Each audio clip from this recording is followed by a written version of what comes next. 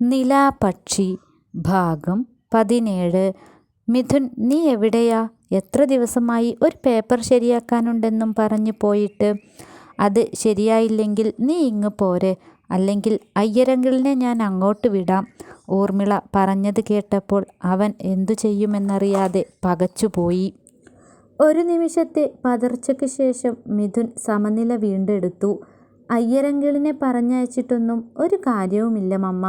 നാളെ എന്തായാലും ശരിയാക്കിത്തരാമെന്നാണ് പറഞ്ഞിട്ടുള്ളത്, അവൻ പറഞ്ഞൊപ്പിച്ചു. മറ്റന്നാൾ രാവിലെ നീ ഇവിടെ എത്തണം. ഊർമിളയുടെ സ്വരത്തിലെ കാഠിന്യം അവൻ ശ്രദ്ധിച്ചു. അയ്യരങ്കിളിനെ പറഞ്ഞയക്കേണ്ട മമ്മ, ഞാൻ നാളെ തന്നെ എല്ലാം ശരിയാക്കി വൈകുന്നേരം ഇവിടെ നിന്നും തിരിക്കാം. അവൻ സ്വരം പതറാതെ ഊർമിളയെ സമാധാനിപ്പിച്ചു. ഫോൺ വയ്ക്കുമ്പോൾ മിഥുൻ അനാമികയോട് എന്ത് പറയണമെന്നറിയാതെ മൗനം പാലിച്ചു. എന്തു പറ്റി മിഥുൻ? അവൾ ചോദിച്ചു. അത് അവൻ ഉണ്ടായ കാര്യങ്ങളെല്ലാം അവളോട് പറഞ്ഞു. മിഥുന് തിരിച്ചു പോകേണ്ടി വരുമെന്ന് പറഞ്ഞപ്പോൾ അനാമികയ്ക്ക് അത് ഉൾക്കൊള്ളാവുന്നതിലും അപ്പുറമായിരുന്നു. അനാമികയ്ക്ക് അത്യാവശ്യം വേണ്ട സാധനങ്ങളെല്ലാം വാങ്ങിക്കൊടുത്തു മിഥുൻ. വീട്ടിലേക്ക് അത്യാവശ്യം വേണ്ട എല്ലാ കാര്യങ്ങളും അതിൽ ഉൾപ്പെട്ടിരുന്നു. വൈകുന്നേരം അവൻ വീട്ടിലേക്ക് തിരിക്കുമെന്ന് അനുവിനെ അറിയിച്ചിരുന്നു. അവന് തിരികെ പോകേണ്ടി വരുമെന്ന് അനുവിന് അറിയാമായിരുന്നു. എന്നാൽ അത് ഇത്ര പെട്ടെന്നാകുമെന്ന് അവൾ കരുതിയിരുന്നില്ല. മിഥുൻ പോകാൻ വേണ്ടി റെഡിയാവുകയാണ്. അനാമികയ്ക്ക് താൻ തനിച്ചാകുന്ന കാര്യം ചിന്തിക്കാൻ കൂടി വയ്യ. മിഥുനും പോകാൻ ഇഷ്ടമില്ലായിരുന്നു. എന്നാലും ഇനിയും വൈകിയാൽ അമ്മ അവിടെ നിന്നും അന്വേഷിച്ച് ആളെ വിടുമെന്ന് അവന് അറിയാമായിരുന്നു. പോകാൻ നേരം മിഥുൻ അവളെ കെട്ടിപ്പിടിച്ചു. പിരിയാൻ വയ്യാത്ത ഇണക്കിളികളെപ്പോലെ അവൾ അവനിൽ ചേർന്നു നിന്നു. പോയിട്ട് വേഗം തിരിച്ചു വരാം എന്ന ഉറപ്പോടെ അനാമികയോട് യാത്ര പറഞ്ഞിറങ്ങി. അവൻ അവളുടെ നെറ്റിയിൽ ചുംബിച്ചു. പിന്നെ കണ്ണിൽ, ചുണ്ടിൽ, അങ്ങനെ അവളിലേക്ക് അവൻ മുത്തങ്ങൾ വർഷിച്ചു. അവൾ അവനെ വിടാതെ പിടിച്ചു നിന്നു. അവർ അങ്ങനെ എത്ര നേരം നിന്നു എന്നറിയില്ല. പിന്നെ അവന് ഒട്ടും ഇഷ്ടമില്ലാതെ അവൻ പോകാനായി ഇറങ്ങി. വീട്ടിലേക്കുള്ള യാത്രയിൽ അനുവിൻ്റെ കരഞ്ഞ തളർന്ന മുഖം മാത്രമായിരുന്നു മിഥുൻ്റെ മനസ്സിൽ. വീട്ടിൽ ഊർമിള അവനെയും കാത്തിരിക്കുന്നുണ്ടായിരുന്നു. വീട്ടിലേക്ക് കയറുമ്പോൾ എല്ലാവരും അവിടെ ഹാളിൽ തന്നെ ഇരിക്കുന്നുണ്ട്. അവൻ എല്ലാവരെയും നോക്കി ചിരിച്ചുകൊണ്ട് അകത്തേക്ക് കയറി. മുറിയിൽ വന്ന് ഫ്രഷായ ശേഷം മിഥുൻ ബെഡിലിരുന്ന് അനാമികയ്ക്ക് വിളിക്കാനായി ഫോൺ എടുത്തു. കോൾ ലിസ്റ്റിൽ നിന്നും അനു എന്ന് സേവ് ചെയ്തിരിക്കുന്നതിന് നേരെ വിരൽ തൊടാൻ നിന്നപ്പോഴേക്കും മുറിയിലേക്ക് ആരോ കടന്നു വരുന്നതായി അവന് തോന്നി. അവൻ തിരിഞ്ഞു. ഊർമിളയാണ്.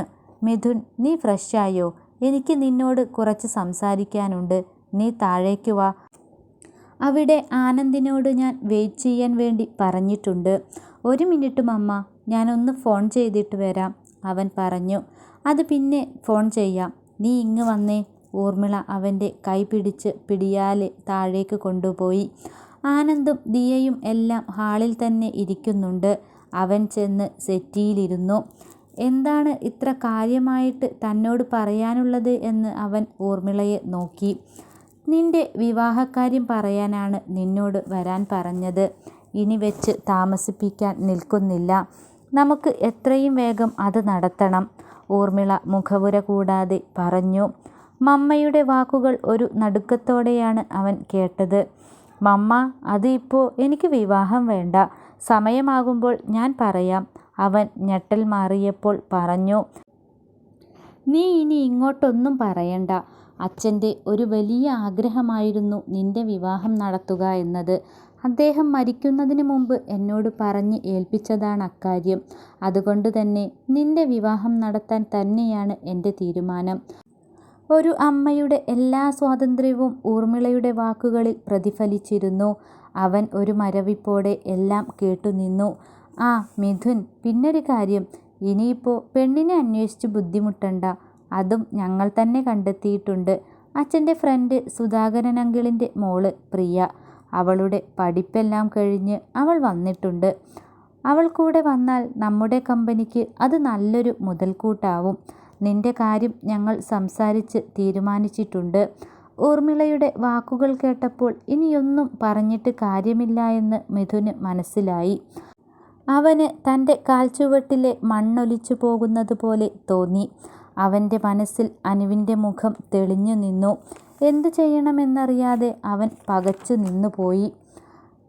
വർമ്മയുടെ വീടിൻ്റെ അത്ര തന്നെ വലിപ്പമില്ലെങ്കിലും അത്യാവശ്യം വലിപ്പവും സൗകര്യങ്ങളുമുള്ള ഒരു വലിയ വീട് തന്നെയായിരുന്നു സുധാകരൻ്റേത്.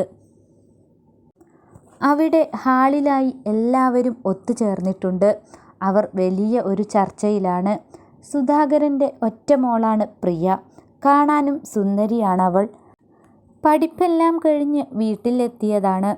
ഊർമിള മിഥുൻ്റെ കാര്യം സുധാകരനോട് പറഞ്ഞപ്പോൾ അയാൾക്ക് തെല്ലും താല്പര്യക്കുറവില്ലായിരുന്നു. പ്രിയയുടെ കാര്യം ചർച്ച ചെയ്തുകൊണ്ട് ഒരുമിച്ച് കൂടിയതാണ് സുധാകരനും അനിയനും കുടുംബങ്ങളും എല്ലാം. ഊർമിള ഈ കാര്യം എന്നോട് ചോദിച്ചപ്പോൾ ഞാൻ ശരിക്കും സുധാകരൻ പറഞ്ഞു. എന്തുകൊണ്ടും നല്ല ഒരു ആലോചന തന്നെയാണ് ഏട്ടാ, അനിയൻ മാധവൻ സുധാകരനെ സപ്പോർട്ട് ചെയ്തുകൊണ്ട് പറഞ്ഞു. പ്രിയമോൾക്ക് എന്തെങ്കിലും അഭിപ്രായ വ്യത്യാസമുണ്ടോ? മാധവൻ പ്രിയയെ നോക്കി. അവൾ ഒന്ന് പുഞ്ചിരിച്ചു. അവൾ CAക്ക് പഠിക്കുകയായിരുന്നു. അത് കംപ്ലീറ്റ് ചെയ്ത് ഏതെങ്കിലും ഒരു നല്ല കമ്പനിയിൽ വർക്ക് ചെയ്യണം എന്നതാണ് അവളുടെ ആഗ്രഹം. പ്രിയ നല്ല മോഡേൺ പെൺകുട്ടിയാണ്. അവൾ മിഥുനെ കണ്ടിട്ടുണ്ട്. പക്ഷേ എക്സാം നടക്കുന്നത് കൊണ്ട് തന്നെ ആനന്ദിൻ്റെ വിവാഹത്തിന് അവൾക്ക് പങ്കെടുക്കാൻ കഴിഞ്ഞിരുന്നില്ല. എന്നാലും മിഥുനെ അവൾക്കറിയാം. അവൾ കണ്ടിട്ടുണ്ട്. സൺഡേ അവർ ഇങ്ങോട്ട് വരാമെന്ന് അറിയിച്ചിട്ടുണ്ട്. അങ്ങനെ തന്നെ ചെയ്യാമല്ലേ? സുധാകരൻ പറഞ്ഞു. എല്ലാവരും അത് സമ്മതിച്ചു. എല്ലാവർക്കും അത് സമ്മതമായിരുന്നു. രുക്മിണി എല്ലാവർക്കും ചായ കൊടുത്തു. അവരെല്ലാവരും ഒരുമിച്ച് സംസാരിച്ചൊരു തീരുമാനമെടുത്ത ശേഷം പിരിഞ്ഞു. അനാമിക എന്തോ ആലോചിച്ചിരിക്കുകയാണ്. പെട്ടെന്ന് ഫോൺ ശബ്ദിച്ചപ്പോൾ അവൾ ഞെട്ടിപ്പോയി. വേഗം ഫോൺ എടുത്തു. മിഥുനാണ്. അവൾ ഫോൺ കാതോട് ചേർത്തു. ഹലോ, അവൾ പതിയെ പറഞ്ഞു. അപ്പുറത്ത് നിന്നും മിഥുൻ്റെ ശബ്ദം കേട്ടപ്പോൾ അവൾക്ക് സങ്കടം വന്നു.